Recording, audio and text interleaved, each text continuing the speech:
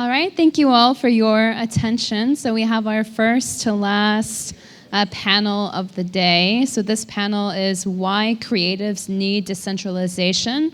We'll be welcoming Utku from Merkezsiz, Andrea, who's an NFT artist and curator, Dennis, working for Protein Community, and Emre, who is working with Culture Unleashed. So we'll be welcoming them to the stage shortly. Just need to figure out some microphone technicalities, so thank you. Is this working? Yeah. Wow, thank you for sticking around like all these hours. Wow, great crowd. And I think the sessions, the workshops will continue in the next building after this session, and we have like a keynote after this. Thank you for sticking around until the end. Okay, I think we are full house now. We can start. It's Utku from Merkezsiz. Actually, I would like to begin with like how we, like what was our aim for DPEC, like why creating the DPEC, and especially the Merkezsiz. I'm from Merkezsiz. So the idea was like kind of like bringing the words together, like the creative industry, impact industry, and the Web3. And actually, we got a comment on our Telegram channel today, like from Naomi, like mentioning like I have been like in this refi and like blockchain conferences, and that was the first time like someone from like agriculture, like really doing regenerative agriculture, was on the stage and like was talking with like all these like Web3 founders and like exchanging communication. I think that was the idea. And while we are designing this session, like this is the really part of it that like I didn't really want to like deep like Web3 people, more like people who are like working on like art, like culture, like and see their perspective on decentralization and like how they can incorporate like Web3 into their work and what they're doing. So that's why we have Emre, Deniz, and Andrea today with us. Welcome, guys. And actually, just can you quickly introduce yourself? Then we can start with Emre on our discussion. Do you want to start? Yeah. Hello, everyone. So this is Emre. I'm basically a Web2 person. I couldn't manage myself in the Web3 area. I'm a culture manager by education. I'm also a community builder, a learning designer, and a program curator. I founded my cultural management consultancy, ESPAS, after 15 years of working full-time in different companies. I also co-founded a decentralized cultural initiative called Culture Unleashed with my two co-founders, and this is why I'm actually today here. Thank you. Nice. Yeah, hi. I'm Deniz. I'm a community program manager. I have designed, built, executed, operated a lot of communities in various domains, including NFTs, products, media, and even education. I also I have a background of strategic communication and design research, human-centered design, acquired in Atelier, which is actually just right down there. And yeah, so I blend a lot of like disciplines together, and I think I would say that I'm a proud generalist. That's why I have like a very range of, interests that I pursued. But today I'm here with my Protein Community hat on, as you might saw from the ads as well. Protein is a brand consultancy based in Amsterdam and London, and they have 2 co-working spaces in England, and they have been around for 20 years. And Protein Community it always existed, but they kind of revamped it with Web3 ideals. We had a token that wasn't liquid, and it was like an experiment in Web3 of what we can do with the existing audience of Protein brand, which existed for a couple of years. And so maybe you know it from Web3. It was, unfortunately, we closed down our Discord a couple of months ago, but yeah, it was a great moment in time. But, yeah. And hello, everyone, GM. I'm Andrea. I'm an NFT artist, a curator, and an NFT consultant. Since late 2021, I've been involved in the NFT space, creating NFTs, collecting NFTs, and curating NFTs. Since last summer, I've made the switch to becoming a full-time NFT artist, and I have been working in the NFT space since. And recently, I've started working with Paribu, but today, anything I reflect on and share here will be based on my own personal experiences as an artist and curator in the space. That's great. Okay, let's start with Emre. Actually, Deniz mentioned Atölye, and I know like you both work in Atölye. Atölye, for those who doesn't know, Atölye is actually a creative agency, and actually they started also like as a community, and you have like you're like involved in from the beginnings. Then like it was a community. So while you are like kind of like moving on to like from your like full-time job, like creating your own like culture organization, you mentioned that like you want to make it like decentralized, and now you are working on that. Like the Culture Unleashed is actually a decentralized organization, not using Web3. So why, like, because you are also like involved a lot of creative and culture people. So why do you choose to go into decentralization, and why you really need that? Yeah. So actually, the story started with like maybe 2 years ago when I decided to quit Atölye, my full-time job, after 6 years, and like my full-time decentralization for the past 15 years. I was exhausted, I was tired, and I was like a bit stressed, and also my health was not well as well. So I said, okay, I don't want this more. I want to work in the creative field, but I don't want to be engaged with the clients and my coworkers, my colleagues at all the time. Sometimes I want to work at the weekends, but sometimes I just want to work during the day. And I also want to travel. So I decided to quit, and I started to experiment for a year by myself, where I also experimented to work with different kind of companies and people in the creative field, which actually my first client was Atölye again, where I worked as the project lead in a project in Qatar, in Doha, for 5 months, where I was the only outsider, like external people in the external person in the project, and the rest of the team was from the Atölye team. It was a great experiment, and we figured out that, okay, I don't have to be at Atölye's payroll to work with Atölye and work with the creative field and with creative clients. And I decided to kickstart my own consultancy, like I said before. And then at the same time, a friend of mine, and also like my lecturer and my mentor at the university, was moved from Turkey to United Arab Emirates, to Sharjah, and to work at the American University of Sharjah for 1.5 years. But then she also decided to quit her full-time academic tendency for the past 20 years, and came back to Istanbul, Turkey again around that time. And we were talking, and what can we do together, and how can we do it? But she was also not in a place where she wanted to kickstart her own job. And then we had a message from one of our other friends who was working in the Istanbul Development Agency at that time as a public servant for the past 6 years in Istanbul, but for the past 12 years in the overall development agencies. He asked us actually, what do you want to do in your next chapter? And we also said that we want to work independently, but still be in the creative field. We want to be more international, but still have our base in Istanbul, but still want to travel a lot.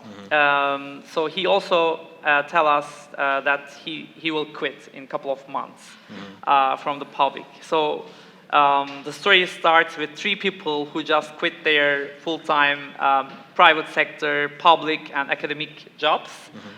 So we came together, but we didn't kickstart a company or any other legal initiative, but it's a decentralized initiative where we all have our efforts together and we come together for any programs or projects. But Which it's not going to be like only 3 of you, of no, course. it's like, not me. So in early 2024, so in the next few months, in the next 2 months, we will open our website and we will also do an open call for any creatives in the field of creative economy who wants to be in our initiative, in our community. So we will select these people who will be our associates, our peers in our initiative. So the governance model and the financial model, we still work on it, but it will be also a decentralized model where everyone can invest, everyone can put like share their decisions, share their inputs. But the outcomes will be more also decentralized and more, let's say, independent, whatever you do. Okay, like from this story, like I understand, like most of the time when you go for like decentralized organization, like as like a creative or like freelance, you just mostly think of like income sharing perspective. But I think you're like where you are coming from is more like I want to work independently, but also together. Like it's more like governance. This, actually, that was my initial question after like all this story. Like, why now? Like, there's a tendency for creatives to choose that way rather than like going for like establishing their company, hiring people, or like being hired by, you know, some companies and work on there. So they're just like this. I want to be freelance, but I also want to be like in a part of something. There are a couple of different aspects on that, and the first one is obviously the financial needs and the income. So you want to be a freelancer, but you also want to get a like regular income coming from different areas, different companies, clients, whatever you call it. But the second one is definitely the need for working together, because most of the creatives, being a freelancer is also being alone. So if you are working by yourself at home or at any cafe, you need feedback, you need insight, you need get to the newest trends, you need another eye to check your whatever you are preparing. So you need definitely some people, and these people might be either in a community like Atelier or any other like digital communities in the Web3, but these people might be also more professional people in a kind of an initiative, in a kind of decentralized initiative. And I think this kind of a like need of community or need of people is the second aspect, but definitely the third one, and I think one of the most important ones for us, is the learning aspect. You want to also learn new stuff, learn from other people, other like talents, because like creatives are like keen to learn every day. They don't want to like set some times or areas to learn, but they also want to learn by doing. So learning by doing is also like important for the creatives in this kind of initiative. Yeah, you were also like mentioning about like in creative sector, like creative professions, like this employment thing that like you mentioned earlier before the session. That is it also the reason they like, you know, like because like you're working like 2 jobs, 3 jobs at the same time, and you kind of like you can't do that in like a regular, you know, employment arrangement. So you need like different things. Yeah. So in the traditional like structures of the working, it started with the like either you are in a payroll of a company or you are a freelancer. But then somebody somehow invented the gig economy, and like we started to slash working. So at the same time you are like working in a company, but you are doing some side kicks, or you have some side projects inventing by yourself, or you also have other freelance jobs which is private, which your like company doesn't know.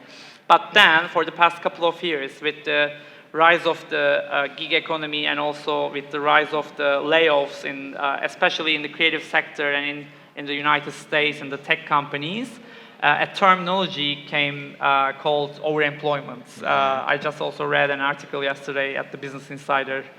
So if you don't want to be overemployed at the 3 companies, there are also other options, being in a payroll of a company or working as a freelancer, but still be in a cultural decentralized initiative who can also get you some, give you some opportunities, work opportunities, but also working as a freelancer. Yeah. This can be also another option. Yeah. Yeah, Deniz. Okay.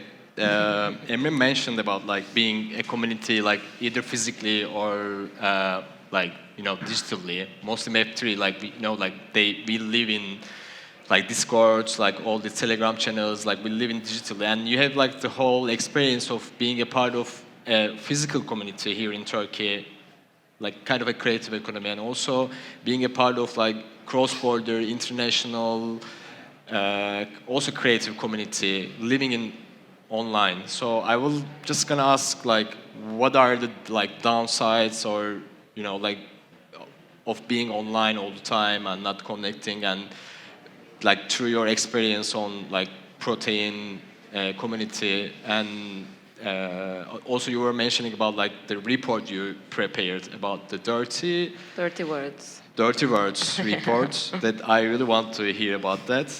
So yeah. You mean the physical community by atelier community? Yeah, I mean just a general comparison of what are we missing, just living online and trying to build things online. Wow. So yeah, I think specifically for the creative sector, so Protein community had a lot of freelancers, and it's we had a lot of freelancers as members.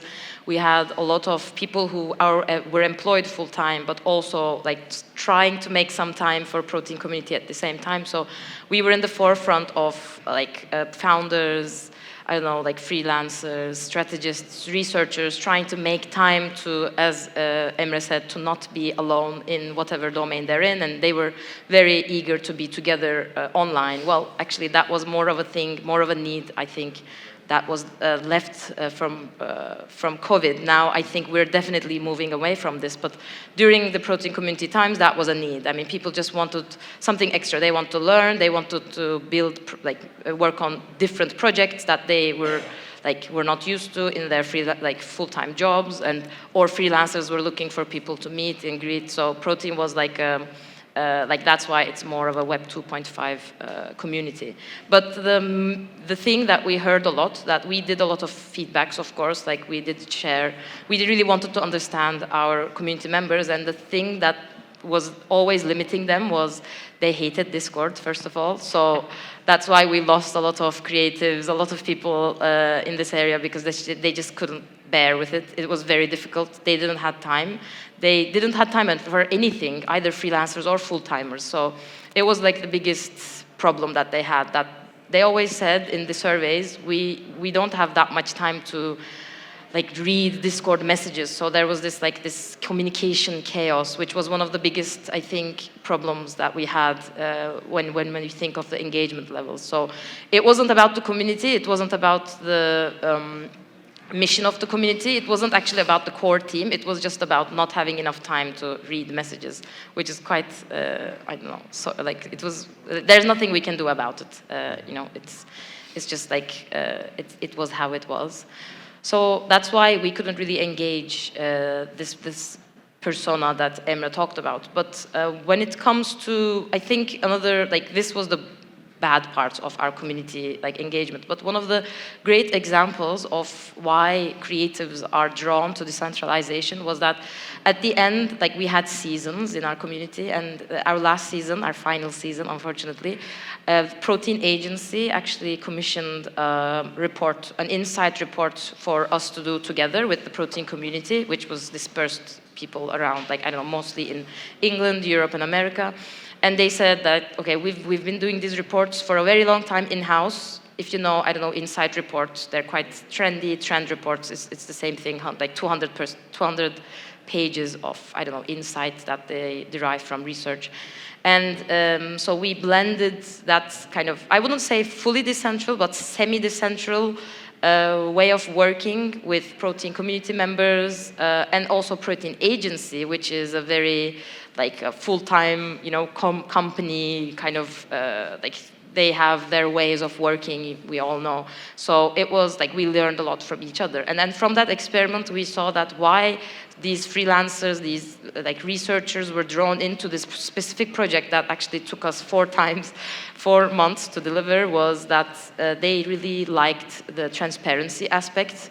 We were quite transparent about our budget, about what percentage, what everybody was getting from the main budget. And also we did an NFT of the report in which we had the chance to actually distribute the revenue we generated from the sales of the report, which kind of made those creatives, like they felt welcome, they trusted us when they lended their times into this crazy online 4-month chaos. So I think transparency definitely builds trust, and that's what we are now as like freelancers looking for, which is something that we couldn't get from our full-time corporate jobs. I don't know, from experience. And yeah, I can actually give more examples, but I think that is the most like main one, and also like that need, as Emre mentioned, of feeling. The feeling of being in a community while you're working, because even though we were working towards one goal, which was publishing this report, we ourselves as the team, as our members and whoever was involved, felt like we were a community during that 4-month period. Everybody was checking in with each other. Everybody was just very honest with each other and just like helping each other out. So even that feeling was like a highlight for many of the contributors. They said, I've never felt like this in any of my endeavors before. So it was like a maybe not a utopian, but somewhat utopian experience of how actually you can work together with which tools, blending Web 2 and Web 3 and together, and it's possible to feel good with how you work and the amount of money you're getting and the time you put. So, yeah. Yeah, actually, like when we think about like decentralization, we all mostly miss the transparency part of the thing. Like sometimes people get annoyed, like any employee would get annoyed of like not having enough transparency from the management. But like when the things are like when you build the decentralized way, that like, and also open communication, then also that's another thing that actually brings creative to through decentralization, I believe. Agreed. Yeah, Andrea. So let's hear from the NFT artist and creator perspective, that like how the things worked for in last few years for NFT community, because like we were discussing while we are designing this session, that's like when we say creatives, like the people who work in creative sector, but also we have like when the creative term is like a broader sense, like includes like creators and and when we couple that with like blockchain and decentralization, and like the first thing they come up is the NFT and digital artists, like who turn NFT artists or like in general like NFT artists, and they like, this is my opinion, but like they benefited like a lot from this technology and the community, and there was like also downsides of it that like we have experienced in recent years. But I just like want to hear about like your personal experience and as an artist and a creator. Sure, I'll talk a bit about the general aspect and then bring it over to how I see it. For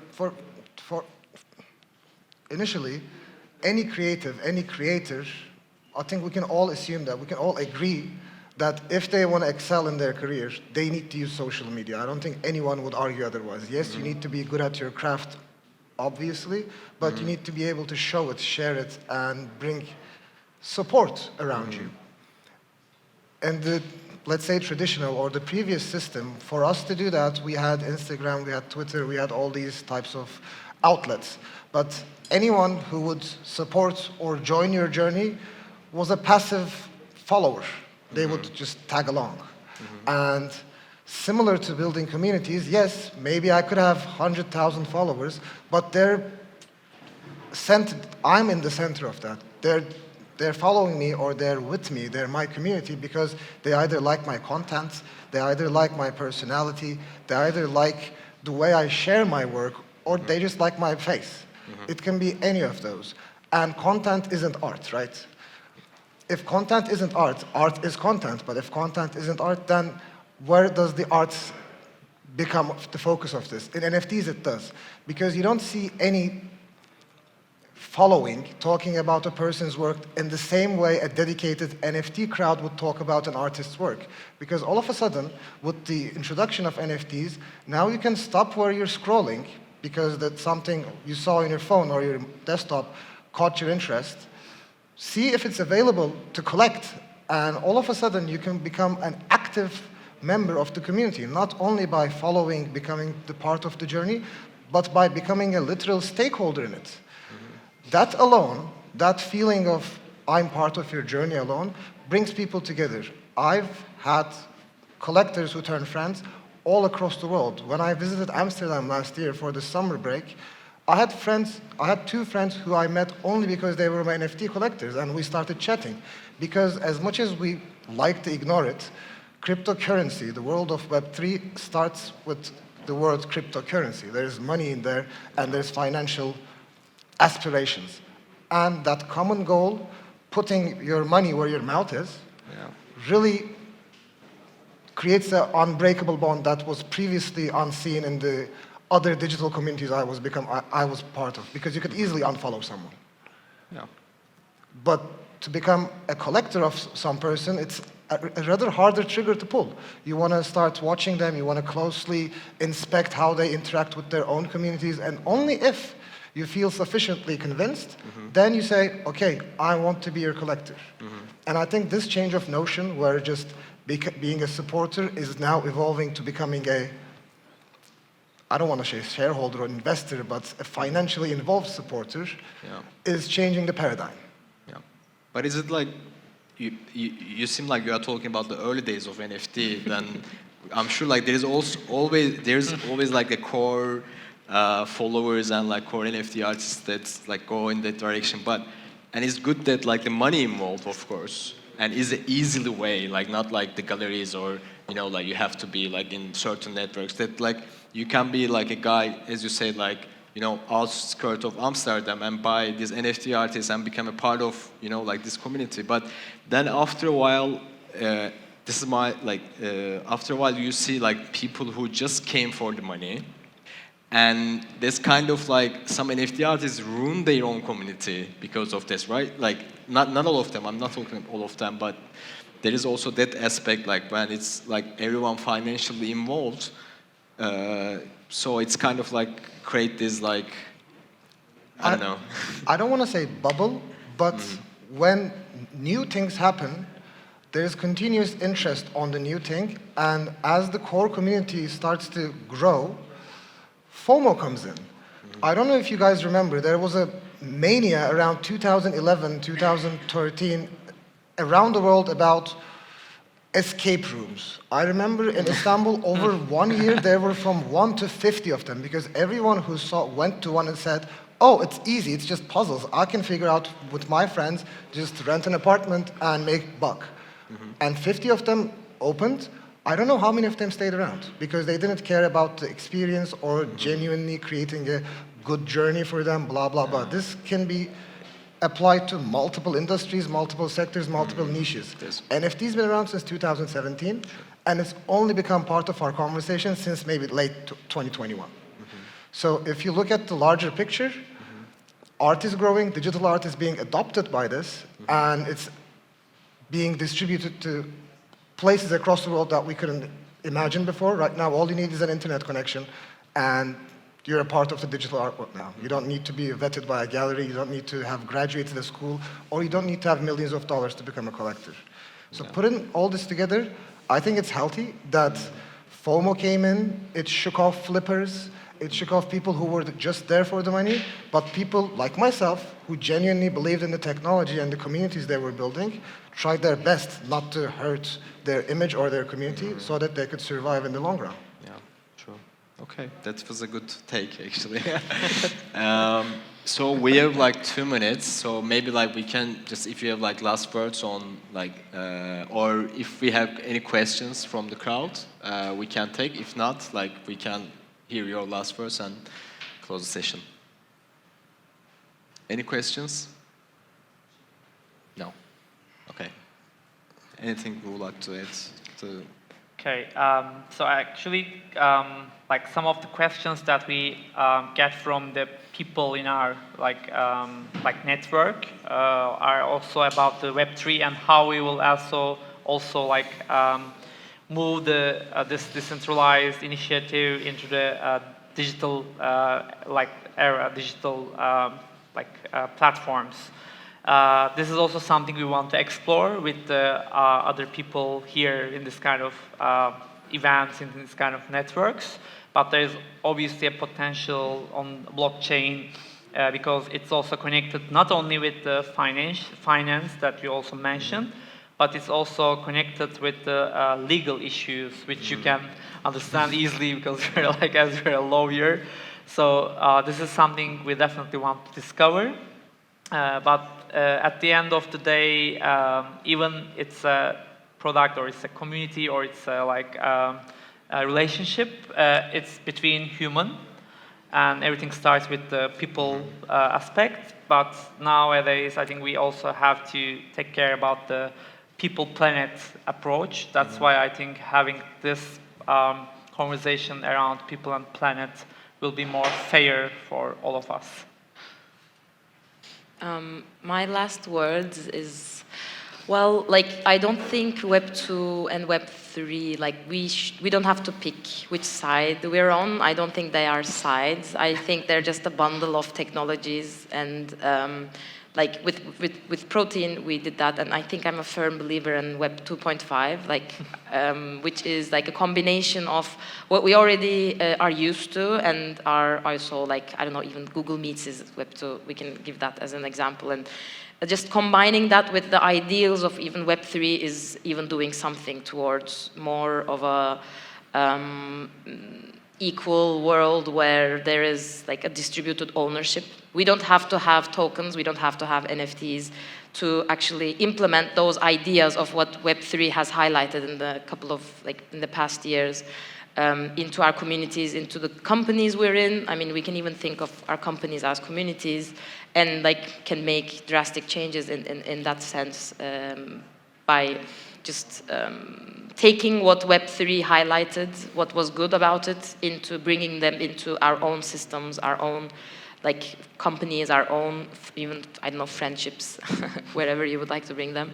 So yeah, I don't like, just my last word is please don't think Web 2 and Web 3 as just like these separate entities. I mean, I think you just do you and combine what's best for whichever organization you're a part of. We are out of time, but it's 1 minute. I wanted to add one thing. Do not underestimate strangers. The generosity of strangers. Because people who you don't know might surprise you. The gifting economy is something that's been around for the last maybe 10 years. Proven with models like Patreon or OnlyFans. People would like to pay for exclusive access to any creator's life or their behind-the-scenes work. And with that being proven, now people would like to become investors in people's journey too. Do not underestimate the generosity a stranger from Philippines could turn on you. Okay, that's great. Okay, thank you, guys. So this is the end of the session, and let's get a great applause for our last panel. So thank you.